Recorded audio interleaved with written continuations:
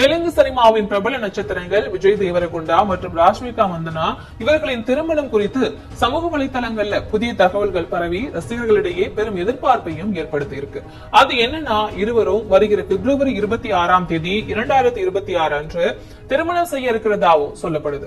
இந்த திருமணத்துல குடும்பத்தினர் மற்றும் நெருங்கிய நண்பர்கள் மட்டுமே கலந்து கொள்ளும் வகையில தனிப்பட்ட முறையில நடைபெற இருக்கிறதாவும் தகவல்கள் வெளியாக இருக்கு. மேலும் பல ஆண்டுகளா இருவரும் காதலிச்சிட்டு இருக்கிறதுனால கிசுகிசுக்கள் பரவி வந்த நிலையில அவர்களின் திருமண செய்தி ரசிகர்களிடையே வைரல் ஆகிட்டு வருது. மேலும் திருமண நிகழ்வின் ஒளிபரப்பு உரிமையை நெட்ஃபிளிக்ஸ் போன்ற நிறுவனங்கள் வாங்க ஆர்வம் காட்டி வருவதாகவும் கூறப்படுது. ஆனா இது குறித்து விஜய் தேவரகொண்டா, ராஷ்மிகா மந்தனா தரப்புல இதுவரை எந்த விதமான அதிகாரப்பூர்வ அறிவிப்பும் வெளியாகல.